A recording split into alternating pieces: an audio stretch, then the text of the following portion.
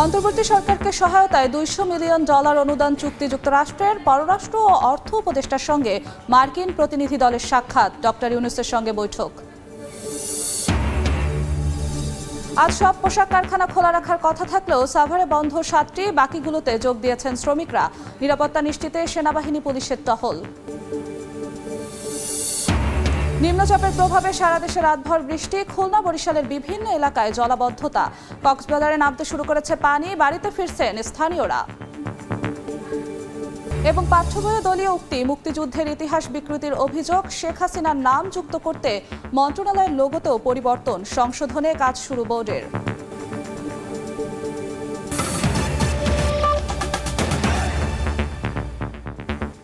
সময় সংবাদের সঙ্গে আছি আমি জিন্নাতারা যশোয়া। অন্তর্বর্তী সরকারকে সহায়তায় $200 মিলিয়ন অনুদানের চুক্তি করল যুক্তরাষ্ট্র। সুশাসন, অন্তর্ভুক্তিমূলক উন্নয়ন, সামাজিক, মানবিক ও অর্থনৈতিক সুযোগ বৃদ্ধি খাতে এ অর্থ অনুদান দিচ্ছে যুক্তরাষ্ট্র। সকালে রাষ্ট্রীয় অতিথি ভবন পদ্মায় ঢাকা সফররত মার্কিন অর্থ বিভাগের সহকারী সেক্রেটারি ব্রেন্ট নেইম্যান ও পররাষ্ট্র দপ্তরের অ্যাসিস্ট্যান্ট সেক্রেটারি ডোনাল্ড লুর সঙ্গে অর্থ উপদেষ্টা সালেউদ্দিন আহমেদের বৈঠক শেষে এ চুক্তি স্বাক্ষর হয়। পরে ব্রিফিংয়ে অর্থ উপদেষ্টা জানান, বিদেশে পাচার হওয়া টাকা ফেরানো সহ কয়েকটি বিষয়ে আলোচনা হয়েছে। ইউএসএইডের সহকারী প্রশাসক অঞ্জলি কর জানান, অন্তর্বর্তী সরকারের অগ্রাধিকার খাতে এই $200 মিলিয়ন অনুদান দেবে যুক্তরাষ্ট্র। এর আগে সকালে পররাষ্ট্র উপদেষ্টা তৌহিদ হোসেনের সঙ্গে বৈঠক করে মার্কিন প্রতিনিধি দল।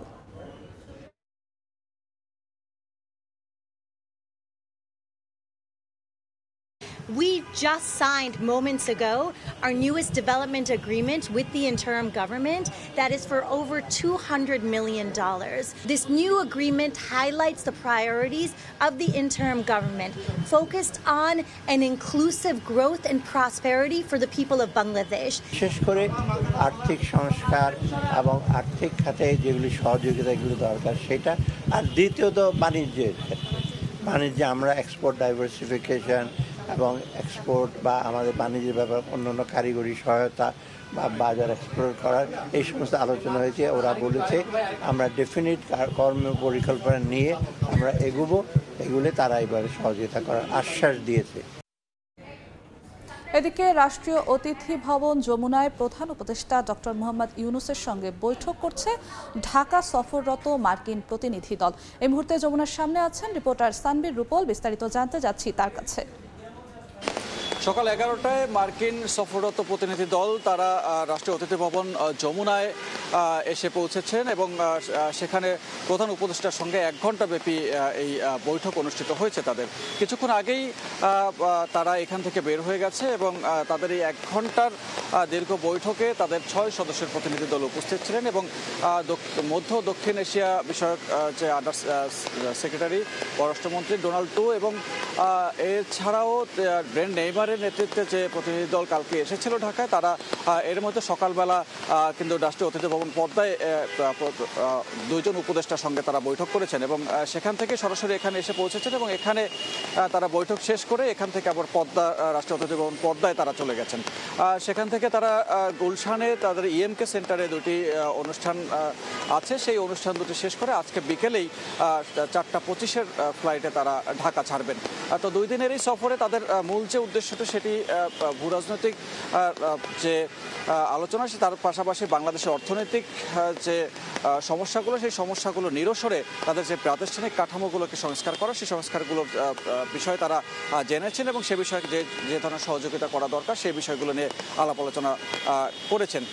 তো প্রধান উপদেষ্টার সঙ্গে এখনো পর্যন্ত কোন কোন বিষয়গুলো নিয়ে আসলে তারা আলাপ আলোচনা করেছেন সে বিষয়ে এখনো আমরা বিস্তারিত জানতে পারিনি। তবে কিছুক্ষণ পরে তার দপ্তর থেকে, প্রধান উপদেষ্টার দপ্তর থেকে তার এই 1 ঘণ্টার যে বৈঠক, সেই 1 ঘণ্টার বৈঠকের বিষয়ে বিস্তারিত জানানোর কথা রয়েছে।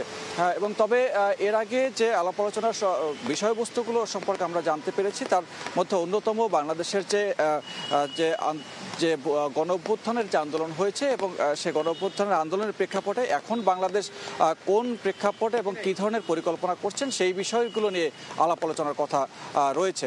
তো এখন পর্যন্ত এই ছিল রাষ্ট্রীয় অতিথি ভবন যমুনা থেকে সবশেষ তথ্য। রাষ্ট্রীয় অতিথি ভবন যমুনার সামনে থেকে সরাসরি যুক্ত ছিলেন রিপোর্টার সানবীর রুপল। আজ থেকে সব পোশাক কারখানা খোলা রাখার কথা থাকলেও সাভারের 7টি কারখানা বন্ধ রয়েছে, আবার কয়েকটি খুললেও বন্ধ রেখেছে উৎপাদন। বাকি প্রায় 400 কারখানায় স্বাভাবিক কার্যক্রম চলছে। এদিকে গাজীপুরে খুলেছে সব কারখানা। এই মুহূর্তে আশুলিয়ায় আছেন রিপোর্টার কামরুল হাসান সবুজ এবং গাজীপুরে আছেন রাজিবুল হাসান। প্রথমেই সরাসরি চলে যাচ্ছি সবুজের কাছে। যে বেশ কিছুদিন ধরে তৈরি পোশাক শিল্প সহ শিল্প কলকারখানায় শ্রমিক অসন্তোষ চলছিল, সেই পরিস্থিতিটা আজকে অনেকটাই স্বাভাবিক বলা যায়, যেটি বিজিএমই এবং শিল্প পুলিশ বলছে। শিল্প পুলিশের তথ্য, এই সাভার, আশুলিয়া এবং ধামরাই এলাকায় 1863টি ফ্যাক্টরি রয়েছে, কারখানা রয়েছে। এর ভেতর আজকে বন্ধ রয়েছে 18টি এবং 2টিতে সাধারণ ছুটি রয়েছে। এর ভেতরে আবার বিজিএমই বলছে, বিজিএমির সদস্যভুক্ত যে 407টি কারখানা রয়েছে, সেই 407টি কারখানার ভেতরে একদম বন্ধ রয়েছে, যেগুলো আজকে আসলে চালু করার জন্য খোলাই হয়নি। সেই বন্ধ রয়েছে 7টি কারখানা এবং 6টি কারখানা যেগুলো খোলা হয়েছে কিন্তু এখনো ডিসিশন নেয়নি আসলে উৎপাদন শুরু করবে কিনা, সেরকম রয়েছে 6টি ফ্যাক্টরি। তো যেটা বিজিএমই এবং শিল্প পুলিশের পক্ষ থেকে বলা হচ্ছে, যে কারখানাগুলো বন্ধ রয়েছে সেই কারখানাগুলোতে কাজ চালু করার ব্যাপারে বা কোনো ধরনের কী ধরনের সমস্যা হচ্ছে সেগুলো শিল্প পুলিশ এবং বিজিএমই সেগুলো দেখছে। একই সাথে শ্রম এবং কর্মসংস্থান মন্ত্রণালয়ের যে প্রতিনিধি দল এসেছেন, আমরা এখন যে কারখানাটিতে রয়েছি সেই কারখানাতে তারা বৈঠক করছেন, কথা বলছেন। এই সামগ্রিকভাবে এই এলাকাতে আসলে কোথাও কোনো সমস্যা হচ্ছে কিনা সেই সার্বিক বিষয় নিয়েই আসলে তারা কথা বলছেন, শুধুমাত্র এই কারখানার বিষয় নিয়ে না। এবং আমরা যেটা শ্রমিকদের সাথে যারা এসেছে, কাজে এসেছে, তাদের সাথে আমরা কথা বলেছি, তারা মোটামুটিভাবে এখন পর্যন্ত নিরাপত্তাহীনতা বা নিরাপত্তার সংখ্যায় ভুগছেন না, অর্থাৎ স্বাভাবিকভাবেই তারা তাদের কার্যক্রম চালাতে পারছে। এবং আমরা যেটা দেখেছি, সেনাবাহিনী এবং পুলিশের ব্যাপক উপস্থিতি রয়েছে যেন নিরাপত্তার সংখ্যায় ভুগতে না হয় কারখানা মালিকদের। তো সেই জায়গা থেকে যে শ্রমিক অসন্তোষ রয়েছে কিংবা উৎপাদন বন্ধ রয়েছে, সেই জায়গা থেকে অনেকটাই কিন্তু সরে এসেছে বলা যায় মোটামুটিভাবে শ্রমিকরা। তারা এখন উৎপাদনমুখী, যেটি আসলে বিজিএমই এবং শিল্প পুলিশের তথ্য আসলে এমনটাই দাঁড়ায়। তো আমার কাছে আশুলিয়া এলাকা থেকে শ্রমিক অসন্তোষ কিংবা তৈরি পোশাক শিল্পের বর্তমান কর্ম পরিস্থিতির এই ছিল এখনের মতো সবশেষ খবর। আমরা এখন চলে যাচ্ছি গাজীপুরে, সেখানকার খবর জানবো রাজিবুল হাসানের কাছে। অস্থিরতা কাটিয়ে আসলে কার্যক্রম শুরু হয়েছে তৈরি পোশাক খাতের যেসব ফ্যাক্টরিগুলো রয়েছে, সুই সুতো আর বুনন, সেটি কিন্তু পুরোদমেই চলছে। আজকে বৃষ্টি ছিল, এই বৃষ্টির মধ্যেই শ্রমিকরা তাদের কর্মস্থলে এসেছে এবং কাজে যোগদান করেছে। এখন পর্যন্ত আমাদের কাছে টঙ্গী বিসিক থেকে শুরু করে গাজীপুর মহানগর বিভিন্ন পয়েন্ট থেকে কোনো ধরনের শ্রমিক অসন্তোষের খবর আমরা পাইনি। তবে শ্রমিকদের যে দাবি সেটি রেখেই কিন্তু মালিক পক্ষের সঙ্গে বৈঠকের মধ্য দিয়ে এই কার্যক্রম শুরু হয়েছে। একটু বলে রাখছি যে বিজিএমইএ এবং মালিক পক্ষে যে সিদ্ধান্ত নিয়েছে, অর্থাৎ শ্রমিক ফেডারেশনের নেতাদের সঙ্গে বসে, যে শ্রম আইন 13-1 ধারায় যেটি বলা হয়েছে যে শ্রমিকরা যদি কাজ করে তাহলেই বেতন হবে, সেই ধারা মোতাবেকই মূলত শ্রমিকদেরকে কাজে যোগদান করার জন্য বলা হয়েছে। এবং শ্রমিকরাও কিন্তু এই বিষয়টি মাথায় নিয়ে তারা সাড়া দিয়েছে, যে তাদের যে পূর্বের কর্মস্থল তারা যেভাবে স্বাভাবিকভাবে কার্যক্রম করত সেটিই কিন্তু আসলে এখন চলমান রয়েছে। একটু বলে রাখছি, কয়েকদিনের যে অস্থিরতা ছিল, বিশেষ করে শুরু হয়েছিল সেটি গাজীপুরের যে কাশিমপুর ভ্যাকসিনকো কোম্পানি, সেখানে একটি গোডাউনে অগ্নিসংযোগের মধ্য দিয়ে বিভিন্ন রাস্তায় অবরোধ, এই ধরনের আসলে অসন্তোষ পুরো শিল্পনগরীতে ছড়িয়ে গিয়েছিল। সেটি অবশ্য নানাভাবে সরকারের হস্তক্ষেপ এবং শ্রমিক নেতা, বিজিএমই, পোশাক শ্রমিক নানা সংগঠন সব মিলেই কিন্তু সেটি একটি স্থিতিশীল পরিস্থিতিতে নিয়ে এসেছে। অর্থাৎ যে সকল কারখানায় তাদের যে উৎপাদন রয়েছে সেটি আসলে এখন স্বাভাবিকভাবেই চলছে। বিশেষ করে বিদেশি যে বায়াররা রয়েছে তারা যে আসলে অর্ডার দিচ্ছে, সেই অর্ডারটি আসলে পরিপূর্ণভাবে শেষ করার জন্য যে যার মতো করে আসলে কার্যক্রম চালিয়ে যাচ্ছে। মোটামুটি বলা চলে যে শিল্পনগরী গাজীপুরের উৎপাদন কার্যক্রম পুরোদমে চলছে। মোটামুটি এই ছিল গাজীপুর থেকে আমার কাছে থাকা সবশেষ তথ্য। গাজীপুর থেকে সরাসরি যুক্ত ছিলেন রিপোর্টার রাজিবুল হাসান। তার আগে আশুলিয়া থেকে যুক্ত ছিলেন রিপোর্টার কামরুল হাসান সবুজ। গভীর নিম্নচাপে দেশের বিভিন্ন স্থানে রাতভর বৃষ্টি হয়েছে। বিভিন্ন সড়কে দেখা দিয়েছে জলাবদ্ধতা, পানিবন্দী নিম্নাঞ্চলের মানুষ। বরিশালে বৃষ্টিতে অধিকাংশ সড়ক পানিতে তলিয়ে যাওয়ায় নাকাল নগরবাসী। শনিবার বিকেল পর্যন্ত 110 মিলিমিটার বৃষ্টিপাত রেকর্ড করেছে স্থানীয় আবহাওয়া অফিস। বৈরী আবহাওয়ায় বন্ধ রয়েছে অভ্যন্তরীণ সব লঞ্চ চলাচল। খুলনাতে সকাল থেকে দমকা ও ঝড়ো হাওয়া সহ মাঝারি থেকে ভারী বৃষ্টি হচ্ছে। নগরীর রয়্যাল মোড়, টুটপাড়া, সোনাডাঙ্গা সহ বিভিন্ন এলাকা পানির নিচে তলিয়ে গেছে। খুলনা অঞ্চলের মোংলা সমুদ্র বন্দর সহ 4 সমুদ্র বন্দরে 3 নম্বর সতর্কতা সংকেত দেওয়া হয়েছে। একটু বৃষ্টি হইলে পানি জমে যায়, এমন কোনো রোড নাই, অলিগলি নাই যে মনে করেন পানি না আছে। বগুড়া রোড, যেটি বরিশালের বলতে গেলে প্রাণকেন্দ্র, সেটিও আজকের এই পানিতে টইটুম্বুর হয়ে আছে। যে বৃষ্টি হয়েছে আমার বয়সেও আমি এত বৃষ্টি দেখি নাই, এবং আমাদের বীজ এগুলো খুবই নষ্ট হয়েছে। বৃষ্টিপাতটা কিন্তু মূলত শুরু হয়েছিল উত্তর পূর্বাঞ্চল, চট্টগ্রাম, কক্সবাজার দিয়ে, কিন্তু গত 24 ঘন্টায় কিন্তু চট্টগ্রাম ওই অঞ্চলের বৃষ্টিপাতটা কমে আসে এবং আগামী দিনে আরও বৃষ্টিপাত ওই অঞ্চলে কমে যাবে এবং আগামীকালকে থেকে সারা দেশে বৃষ্টিপাতের পরিমাণটা অনেকটা কমে আসবে। এই মুহূর্তে বরিশালের শীতলা খোলার মোড়ে আছেন অপূর্ব অপু এবং রাজধানীর আগারগাঁওয়ে আছেন রিপোর্টার ফারজানা আক্তার। প্রথমেই সরাসরি যাচ্ছি অপুর কাছে। গতকালকে দুপুর থেকে টানা বৃষ্টি হচ্ছে বরিশালের বিভিন্ন এলাকাতেই, এবং সেই বৃষ্টিতে নাজেহাল হয়েছে মানুষ। এখানকার অধিকাংশ সড়ক এখন পানিতে তলিয়ে গেছে। শহরের প্রধান প্রধান সড়কগুলো তো বটেই, আশপাশের বিভিন্ন অলিতে গলিতে সহ আশপাশের যে নিম্নাঞ্চল রয়েছে সমস্ত জায়গায় কিন্তু এখন পানিতে টইটুম্বুর। যে ছবিটি দেখছেন এটি হচ্ছে শহরের শীতলাখোলার মোড় এলাকা। এর আশেপাশে কালীবাড়ি রোড, বগুড়া রোড, ভাটিখানা, বটতলা এলাকা সহ বিভিন্ন এলাকায় কিন্তু আসলে হাঁটু পানি জমেছে। এবং এই আজকে জানেন যে আজকে সপ্তাহের প্রথম কার্যদিবস, ফলে যারা সকালবেলা নিতান্তই প্রয়োজন ঘর থেকে বের হতে হয়েছে তাদের এই চরম দুর্ভোগের শিকার হতে হয়েছে। এবং আমরা এ বিষয়ে কথা বলার চেষ্টা করেছিলাম সিটি কর্পোরেশনের সাথে। তারা আসলে বলছে যে তাদের একটি প্রজেক্ট জমা দেয়া রয়েছে মন্ত্রণালয়ে, সেটি পাশ হলে তারা জলাবদ্ধতা নিরসনে তারা কাজ করতে পারবেন বলে তারা দাবি করছে। কিন্তু এখানকার বাসিন্দাদের অভিযোগ, সামান্য বৃষ্টি হলেই বরিশালের সড়কগুলো পানিতে টইটম্বর হয়, আর সেখানে গতকালকে থেকে আজকে পর্যন্ত তো ভারী বর্ষণ চলছে। এবং গতকালকে আমরা দেখেছি বরিশাল নদীবন্দর থেকে স্থানীয়ভাবে অভ্যন্তরীণ রুটে সকল ধরনের লঞ্চ চলাচল বন্ধ ছিল, যদিও আজকে সকাল 9:30টার পর থেকে লঞ্চ চলাচল স্বাভাবিক হয়ে এসেছে। তবে বিদ্যুৎ বিচ্ছিন্ন রয়েছে শহরের বিভিন্ন এলাকায়, কিন্তু আসলে বিদ্যুৎ বিচ্ছিন্ন রয়েছে বিশেষ করে গ্রাম এলাকায়, পল্লী এলাকাগুলোতে বিদ্যুৎ বিচ্ছিন্ন রয়েছে। গতকালকে থেকেই অনেক এলাকায় বিদ্যুৎ বিচ্ছিন্ন থাকায় সাধারণ মানুষ কিন্তু আসলে চরম ভোগান্তিতে রয়েছে। তো বরিশাল থেকে জলাবদ্ধতায় যে মানুষ ভোগান্তি রয়েছে সেখান থেকে আমার কাছে এতটুকুই খবর ছিল। আমরা যেতে চাই রাজধানী ঢাকায়, সহকর্মী ফারজানা রয়েছে, তার কাছে জানবো রাজধানীর খবরাখবর। গত দুদিন ধরে রাজধানীতে বৃষ্টির যে ধারা আমরা দেখেছি সেই ধারা কিন্তু আজও অব্যাহত আছে। আজও আমরা সকাল থেকে দেখেছি রাজধানীতে বৃষ্টি পড়ছে, তবে এই মুহূর্তে আসলে সকালের তুলনায় আমরা দেখছি বৃষ্টি কিছুটা কমেছে, কিছুটা কম, এবং সেই সঙ্গে সকালের তুলনায় যানবাহন চলাচলও কিন্তু বেড়েছে। এবং আবহাওয়া অফিস আমাদের যেটি জানিয়েছে যে আসলে বঙ্গোপসাগরে সৃষ্টি হওয়া গভীর নিম্নচাপের কারণে রাজধানী সহ সারা দেশেই কিন্তু এই বৃষ্টিপাত চলছে। এবং সোমবার থেকে আমরা দেখেছি দেশের বিভিন্ন স্থানে কিন্তু প্রচুর গরম ছিল, এবং তারপর বৃহস্পতিবার থেকে এই বৃষ্টি শুরু হয়। এবং আজ যদি বলি, আজ ঢাকায় গত 24 ঘন্টায় 32 মিলিমিটার বৃষ্টিপাত হয়েছে, যেটি আসলে সারা দেশে মিলিয়ে 223 মিলিমিটার বৃষ্টিপাত হয়েছে। এবং আবহাওয়া অফিস থেকে আমাদেরকে যেমনটি জানানো হয়েছে, এই বৃষ্টিপাতের ধারা আরও কিছু সময় অব্যাহত থাকবে।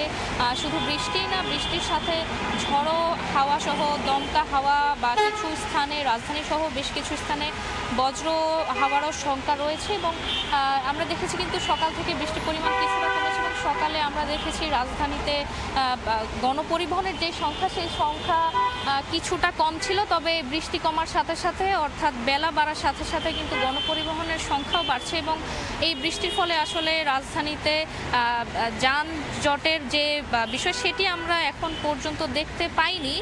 তবে যারা রাজধানীতে কর্মজীবী রয়েছেন তারা যেমনটি বলছেন যে আসলে বৃষ্টির কারণে তাদের অফিস যেতে বা স্কুলগামী যেসব শিক্ষার্থীরা রয়েছেন তারা বলছেন যে বৃষ্টির কারণে আসলে আসলে কিছুটা দুর্ভোগ পোহাতে হচ্ছে। এবং এই মুহূর্তে কিন্তু আমরা দেখছি আবারও বৃষ্টি শুরু হয়েছে, সকালের মতো আবারও বৃষ্টি পড়ছে এবং বৃষ্টির গতি কিন্তু বাড়ছে সময়ের সাথে সাথে। এবং আবহাওয়া অফিস যেমনটি বলছে যে আসলে বৃষ্টি রাজধানীতে আজ সারাদিনই থাকবে এবং সময়ের সাথে সাথে সেটি হয়তো কাল বা পরশু থেকে কমার সম্ভাবনা রয়েছে। তো এই ছিল রাজধানীর আগারগাঁও থেকে আমার কাছে সবশেষ।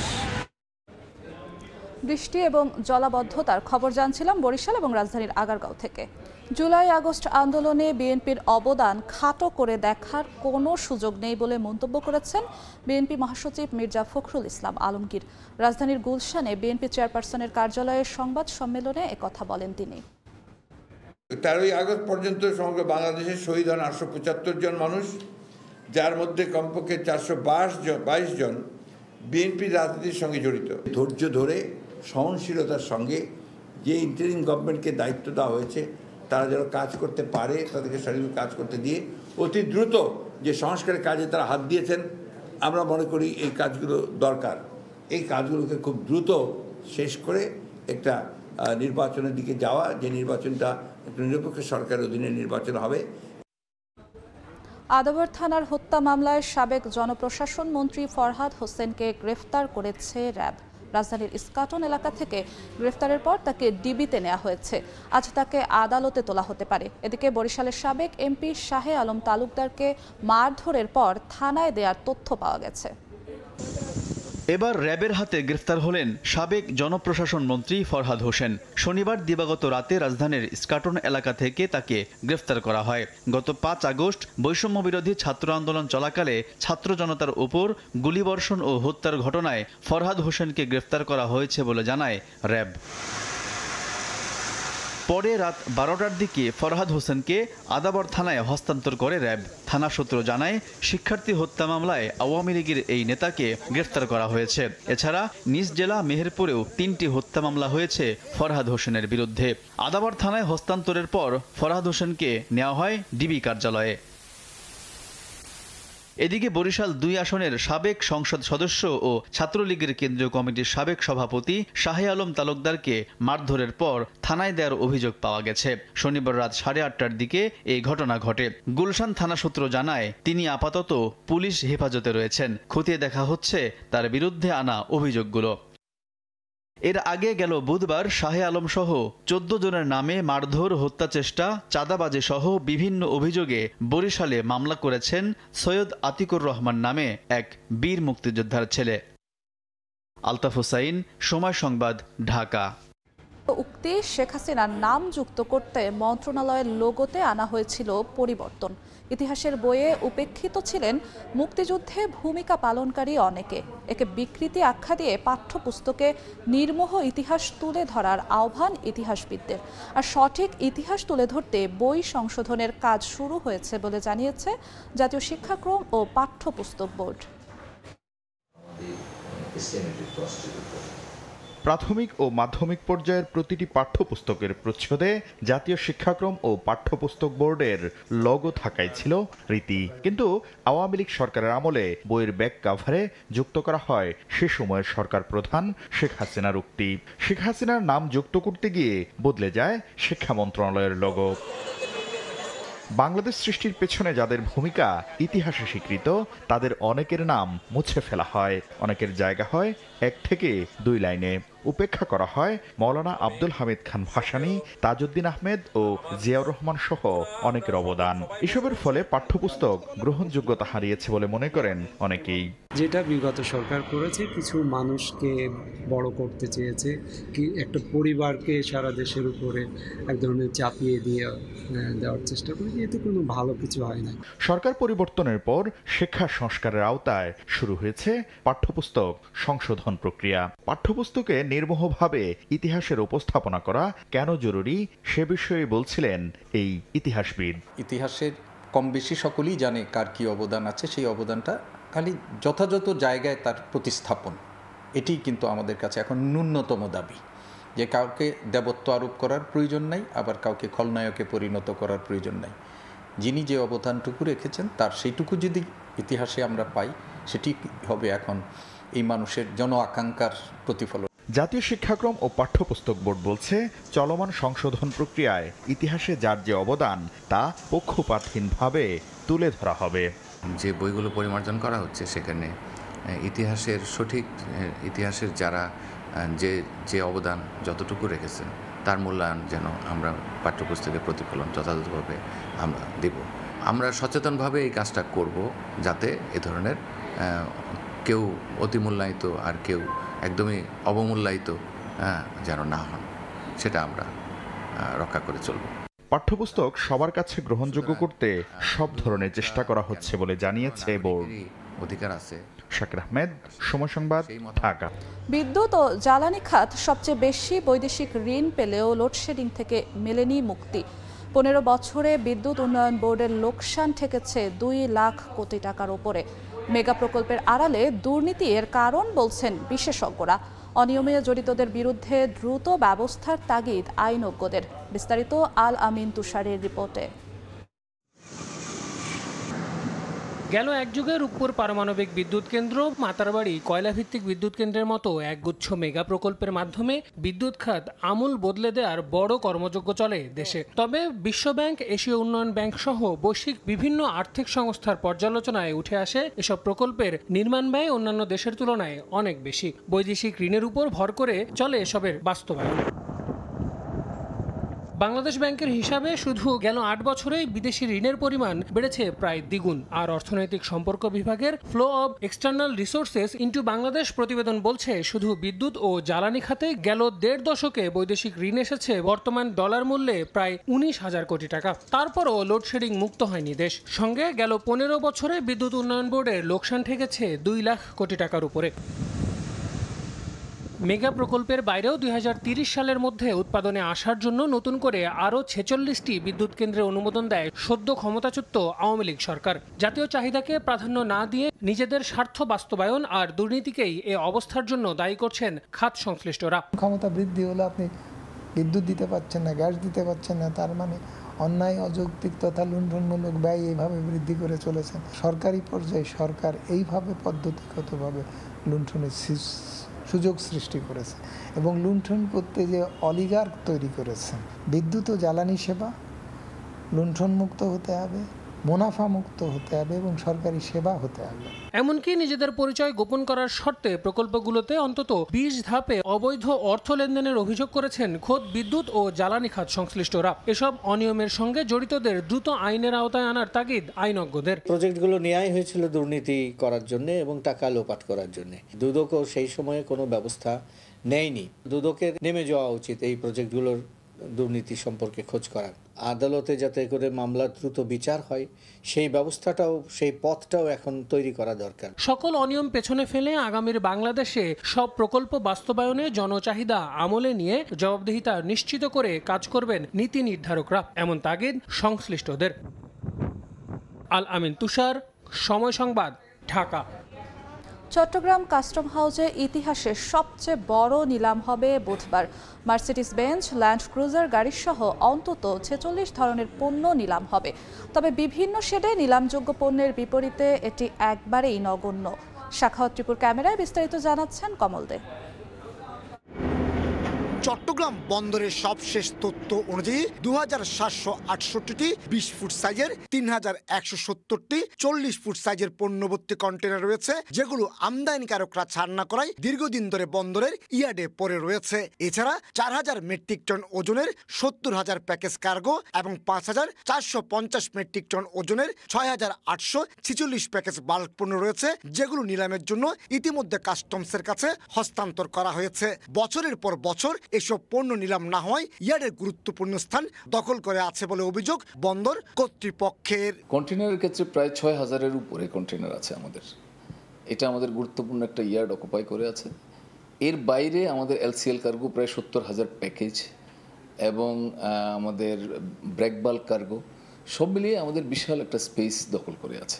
এই অবস্থায় সাম্প্রতিক সময়ে সবচেয়ে বড় নিলামের আয়োজন করতে যাচ্ছে চট্টগ্রাম কাস্টম হাউস। 18 সেপ্টেম্বরে এই নিলামে তোলা হচ্ছে 16 কোটি টাকা মূল্যের মার্সিডিজ বেঞ্জ, 5 কোটি টাকা মূল্যের ল্যান্ড ক্রুজার, কোটি টাকা মূল্যের ডেনিম ফেব্রিক্স, ফ্লোর টাইলস, এছাড়া রয়েছে নানা ধরনের কটন, সিনথেটিক ফেব্রিক্স, সোডিয়াম সালফেটের মতো কেমিক্যাল এবং আম, আপেল ও আনারসের জুস।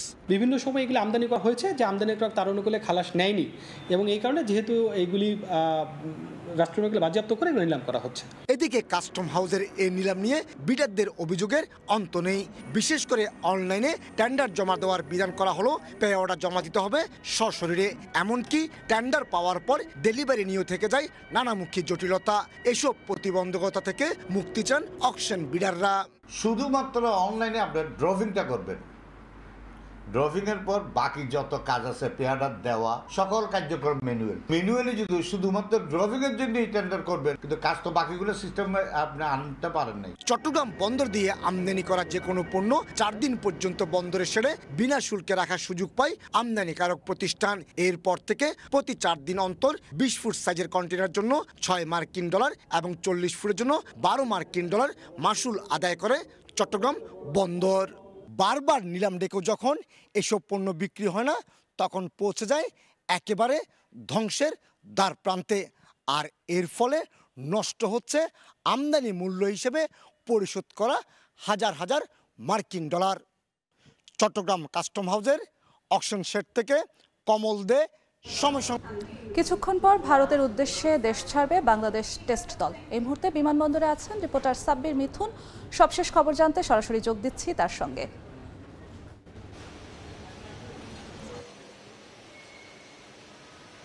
বহুল কাঙ্ক্ষিত যে সিরিজটি ছিল ভারত সিরিজ, সেই 2 ম্যাচের টেস্ট সিরিজ খেলতে কিছুক্ষণ আগে বাংলাদেশ দল এই বিমানবন্দরে প্রবেশ করেছে এবং বাংলাদেশ সময় 1:05 ফ্লাইটে চেন্নাইয়ের উদ্দেশ্যে রওনা দিবেন নাজমুল হোসেন শান্তর নেতৃত্বাধীন বাংলাদেশ দল, যেখানে আগামী 19 সেপ্টেম্বরের প্রথম টেস্ট অর্থাৎ ম্যাচ ভেন্যু চেন্নাইতে প্রথম টেস্টে বাংলাদেশ দল মুখোমুখি হবে স্বাগতিকদের। এবং যেমনটা আপনারা জানেন এতক্ষণে যে নাজমুল হোসেন শান্ত সেই সিরিজের উদ্দেশ্যে রওনা দেওয়ার আগে সংবাদ সম্মেলন করেছেন, যেখানে তিনি যেমনটা জানিয়েছেন যে প্রত্যাশার জায়গাটা বেড়ে গিয়েছে, কারণ সবশেষ পাকিস্তান সফরে বাংলাদেশ দল যেভাবে প্রতিপক্ষকে হোয়াইট ওয়াশ করেছে, সেখান থেকে আসলে বাংলাদেশ দলের যে একটা আত্মবিশ্বাসের জায়গা সেটাও বেড়ে গেছে, পাশাপাশি সমর্থকদের যে প্রত্যাশার জায়গা বেড়ে গেছে সেটাও তিনি জানেন। এবং সেই প্রত্যাশা মেটানোর জন্য এই সিরিজে তারা দলগত সাফল্য, দলগত পারফরমেন্স করে যত ভালো ক্রিকেট খেলা যায় কিংবা যতটাই ভালো চ্যালেঞ্জ তৈরি করা যায় তা করতে চাইবেন। পাশাপাশি তিনি এটাও জানিয়েছেন যে স্বাগতিকরা যে শক্তিশালী দল এবং ভারতের কন্ডিশনে ভারত যে কতটা শক্তিশালী সেটা আসলে তিনি মনে করিয়ে দেওয়ার পাশাপাশি জানিয়েছেন যে শেষ দিন পর্যন্ত যদি তারা পারফরমেন্সটা ধরে রাখতে পারে তাহলে হয়তো ভালো কিছু এখান থেকে আসলে আশা করা যায়। তার পাশাপাশি সাকিব আল হাসানের পারফরমেন্স নিয়েও তিনি কথা বলেছেন। এই সিনিয়র ক্রিকেটারের অভিজ্ঞতা এই সিরিজে বেশ গুরুত্বপূর্ণ বলে জানিয়েছেন তিনি। তবে সাকিব আল হাসানের ব্যাট হাতে যে ব্যর্থতা চলছে সাম্প্রতিক সময়ে, ব্যাট হাতে ভালো করতে না পারা যে দুশ্চিন্তা, সেটা আসলে টিম ম্যানেজমেন্টের কোনো চিন্তার কারণ কিনা এমন প্রশ্নে আসলে তিনি সেটা অস্বীকার করেছেন। জানিয়েছেন সাকিব আল হাসান ব্যাট হাতে অফ ফর্মে থাকলেও তার অতীত পরিসংখ্যান বা তার বর্ণাঢ্য ক্যারিয়ারের মাধ্যমে আসলে এই সিরিজে তাকে নিয়ে খুব একটি চিন্তিত নয়। তবে তার কাছ থেকে দলের প্রত্যাশার জায়গাটা অনেক বেশি, কারণ ভারতের বিপক্ষে ভালো করতে হলে সাকিব আল হাসানের মতন সিনিয়র ক্যাম্পেইনারদের পারফরমেন্সটা খুব গুরুত্বপূর্ণ। পাশাপাশি তিনি জানিয়েছেন যে চ্যালেঞ্জিং কন্ডিশন হলেও এই সিরিজে বাংলাদেশ 2টো ম্যাচ জেতার জন্যই খেলবে। আমার কাছে হযরত শাহজালাল আন্তর্জাতিক বিমানবন্দর থেকে এখন পর্যন্ত এই ছিল সবশেষ। বিমানবন্দর থেকে সরাসরি যুক্ত ছিলেন রিপোর্টার সাব্বির মিথুন। এ পর্যায়ে শীর্ষ সংবাদগুলো জানিয়ে দিচ্ছি আরেকবার। প্রধান উপদেষ্টার সঙ্গে মার্কিন প্রতিনিধি দলের বৈঠক। অন্তর্বর্তী সরকারকে সহায়তায় $200 মিলিয়ন দেবে যুক্তরাষ্ট্র। পররাষ্ট্র ও অর্থ উপদেষ্টার সঙ্গে সাক্ষাৎ। অস্থিরতা কাটিয়ে স্বাভাবিক হচ্ছে পোশাক শিল্প। আশুলিয়ায় খুলেছে বেশিরভাগ কারখানা, এখনো বন্ধ 7টি। নিরাপত্তা নিশ্চিতে সেনাবাহিনী পুলিশের টহল। এবং নিম্নচাপের প্রভাবে সারা দেশে বৃষ্টি। খুলনা, বরিশালের বিভিন্ন এলাকায় জলাবদ্ধতা। কক্সবাজারে নামতে শুরু করেছে পানি, বাড়িতে ফিরছেন স্থানীয়রা।